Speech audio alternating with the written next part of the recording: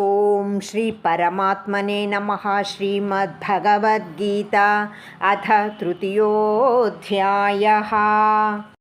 श्रीभगवानुवाच लोकेऽस्मिन् द्विविधा निष्ठा पुरा प्रोक्ता मया नघ। ज्ञानयोगेन साङ्ख्यानां कर्मयोगेन योगिनां।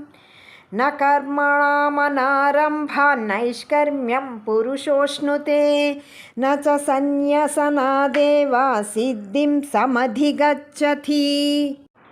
భగవంతుడైన కృష్ణుడు ఇలా చెప్పాడు, అర్జున, పూర్వము ఈ లోకములో సాంఖ్యులకు జ్ఞానయోగమును, యోగులకు కర్మయోగమును నేను చెప్పాను.